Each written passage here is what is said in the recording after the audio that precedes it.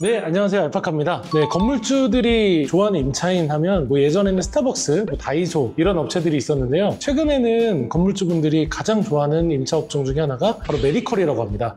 왜 메디컬이 되게 좋을까? 라고 생각이 드실 텐데, 일단 병원에 입점을 하면 고가의 의료 장비들이 들어가고 엄청난 비용의 마케팅을 하기 때문에 한번 입점을 하면 사실 이전하는 게 쉽지가 않거든요. 또 임대료 같은 경우도 사실 크게 연연하는 것보다 내가 원하는 자리가 있다라고 하면 들어가서 안정적으로 임대료를 내가면서 수익을 내기 때문에 건물주들이 요즘 가장 좋아하는 임차인은 메디컬이라고 할 수 있습니다. 제가 이제 지인들 중에서도 이제 의사분들이 굉장히 많은데, 이분들이 임대로 있는 지인들이나 형들이 있고, 그 다음에 직접 건물을 사신 형들이 있는데, 그걸 보면서 제가 좀 비교를 해보면 좋을 것 같다라는 생각이 들어서 오늘 컨텐츠를 준비했고요. 메디컬을 운영하시는 분들께 정확한 솔루션을, 또 그런 사례들을 제가 보여드리는 그런 시간을 가져보겠습니다. 기사를 한번 볼까요? 임대료 아까운데 사버리자, 임대인이 된 의사들이라는 기사인데요. 임대료를 내느니 차라리 나는 이자를 내고 직접 하겠다라는 목적으로 건물을 매입했던 그런 사례입니다. 원장님들이 건물을 사가지고 시세 차익을 보는 케이스가 굉장히 많은데요. 그 사례를 한번 추려봤습니다. 알파카에서 거래했던 사례 중에 하나인데, 바로 이 탑라인 성형외과에서 매입했던 사례예요. 890억에 홍대에 있는 건물을 22년에 매입을 했습니다. 임대료가 지속적으로 올라서요, 지금 가치 정도는 1200억 이상의 가치를 하고 있는데, 최근에 원장님들이나 아니면 의사 형들을 만나다 보면 보통 해주는 얘기가, 강남보다도 요즘엔 홍대가 그렇게 병원이 잘 된다, 피부과 와 진짜 외국인들 끝내주게 온다 라는 이야기들을 많이 하는데, 이분 같은 경우도 강남에서 계속 병원을 하셨지만 홍대에 건물을 사서 대박이 난 케이스다. 근데 의사분들 잘 들으세요. 임차 들어가지 않고 좀 병원을 어느 정도 운영한 분들은 왜 건물을 살까요? 한 100억 정도 되는 건물에 임대료 들어갔을 때 약 한 월세 3천만 원 정도는 소비가 됩니다. 그리고 내가 100억의 건물을 현금 30억에 대출 70억 받아가지고 매입을 했을 경우 70억 기준으로 이자 한 3.5% 정도, 2천만 원 정도가 나가거든요. 30억을 내가 썼지만 임대료를 내느니 이자 비용 2천만 원이니까 조금 더 싸다라고 생각이 듭니다. 간혹 이제 병원장님들 같은 경우는 은행에서 신용이 좋아서 90% 대출 나오는 경우도 있거든요.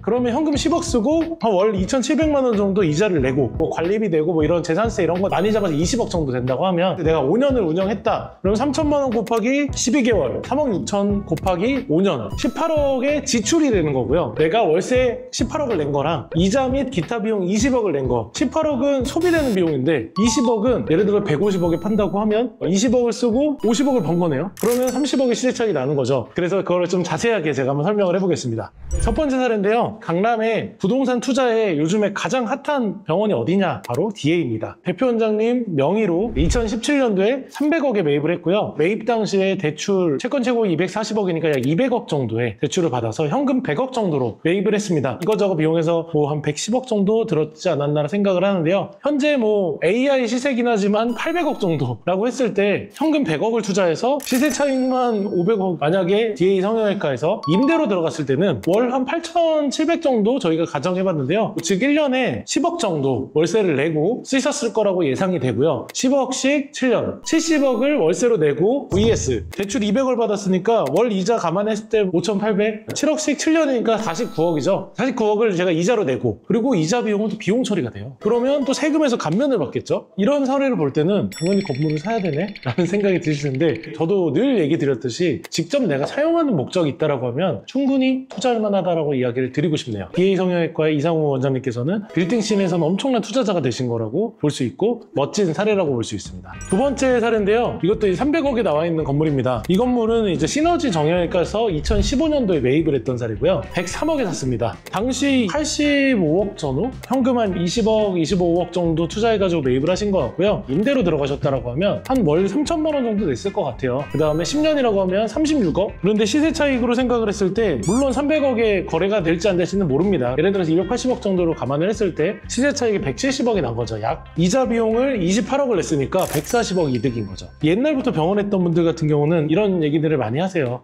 예전에 내가 진짜 어떻게든 건물 샀어야 되는데, 내 친구는 그때 건물 사가지고 이자 내면서 꾸역꾸역 병원 해가지고 지금 시세 차익 내서 강남에 건물주 됐는데 나는 10년째 월세만 내고 있어 라고 이야기하시는 분들이 있는데, 지금이라도 늦지 않았습니다. 이 시너지 정형외과 하시는 분 같은 경우도 추후에 아파트까지 공담을 해가지고 채권 최고액이 144억, 즉 120억을 대출받았거든요. 104억에 건물을 사서 120억을 대출받았으니까 거의 영원에 샀습니다. 그때 당시에 물론 지금보다 대출이 좀 더 잘 나왔기 때문에 거의 현금 쓰지 않고 대출만으로 이자 내가면서 병원을 운영을 했고, 그에 따라 시세 차익을 봤으니까 정말 엄청난 투자 성공이지 않나라고 생각을 합니다. 다음 건물은 건물은 압구정 근처에 있는 제스타 성형외과가 있는 건물인데요. 최근 실거래가가 떴는데 208억에 거래가 됐습니다. 2020년도에 110억에 매입해서 병원을 운영하고 계시다가 시세 차익을 98억을 보고 파신 사례입니다. 채권 최고액이 약 90억 5,700이니까 대출 한 80억 정도 받았다고 생각이 들고 현금 한 30억 정도 투자를 하셔가지고 110억짜리 건물을 매입을 하셨고요. 병원으로 직접 운영하시다 팔았는데 임대로 있었다라고 했을 때 약 한 3천만 원? 그래서 5년 정도 만약 내가 월세를 냈다라고 하면 3억 6천에 오니까 18억 정도 월세를 낸 거죠. 물론 개인으로 사가지고 양도세가 좀 나오실 것 같긴 하지만 그래도 세전으로 83억 시세 차익을 본 사례와 병원 임대료를 냈으면 마이너스 18억이죠. 그럼 100억 차이입니다. 매입한 결정을 해가지고 이분은 5년 만에 병원 수익 외에 100억의 수익을 창출했습니다. 엄청난 성과를 내신 거거든요. 최근 사례죠. 최근 사례인데 이렇게 멋있는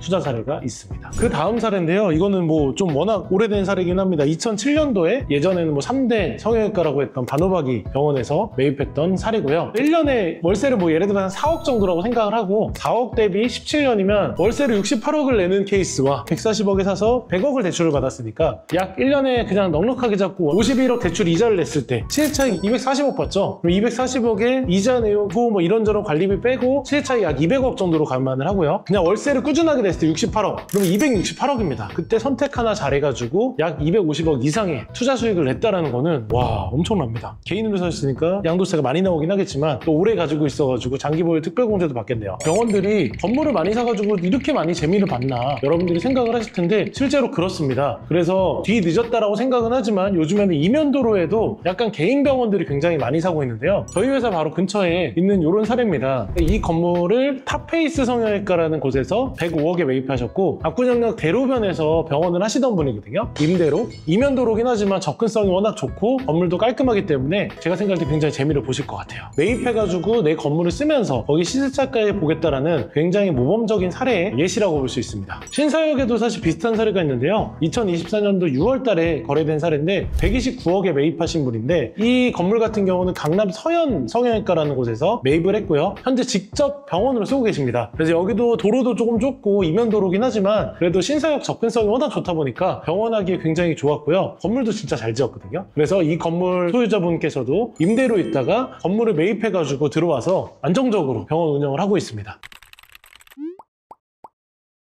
지금까지 사실 보여드렸던 사례처럼 대로변에 있는 건물들 옛날에 사가지고 시세 차익을 봤던 사례들도 굉장히 많은데 현재 진행형으로 이렇게 매입을 해가지고 들어왔던 사례들이 굉장히 많거든요. 어차피 요즘에는 뭐 마케팅을 통해서 사람들이 충분히 찾아다닐 수 있는 그런 환경들이 되기 때문에 시청을 하고 있는 의사분들도 꼭 이런 사례들을 보면서 운영하려고 사는 경우에는 실패할 확률이 거의 드물거든요. 내가 시세 차익으로도 좀 안정적으로 수익도 보시고 소비형 자산이 아닌 투자형 자산으로 여러분들의 수익에 충분히 보상이 되지 않을까라고 생각을 합니다. 지금 같은 시장에서는 아무거나 사고 내가 그냥 임대용 건물을 산다라고 하면 충분히 좀 리스크가 있는 시장이라고 생각이 들어요. 다만 내가 직접 운영을 하고 그 다음에 내가 뭔가 임대에 대한 세팅이 될 수 있는 그런 부동산을 산다고 하면 굉장히 저는 메리트 있는 시기라고 생각을 하거든요. 직접 사용하는 목적이 있는 분들은 이렇게 좀 공격적으로 매입을 하신다고 하면 투자로서도 계속 같이 따라오는 영원한 동반자이자 보험 같은 그런 사례가 되지 않을까라고 생각을 하니까 여러분들도 그런 투자에 대해서 본격적으로 한번 진행해 보셨으면 좋겠습니다. 그리고 알파카 무료 뉴스레터가 저희가 항상 이렇게 도와드리고 있는데요. 또 관심 있는 분들은 고정 댓글을 보시고 꼭 구독해 주시면 좋은 의견들 느낄 수 있고 부동산 경기 분위기가 워낙 좋아지면서 저도 365일 대기하고 있거든요. 저희 회사에 다양한 팀장님들, 뛰어난 분들하고도 저희가 상담도 항상 가능하고 개인적으로도 상담은 언제든지 가능하니까 저의 솔직한 이야기, 유튜브에서 말하지 못했던 조금 더 리얼하고 솔직한 이야기들은 개인적으로 제가 다 이야기를 드릴 테니까 언제든지 궁금한 점 있으시면 회사 채널이나 아니면 제 개인 인스타로 보내주시면 될 것 같습니다.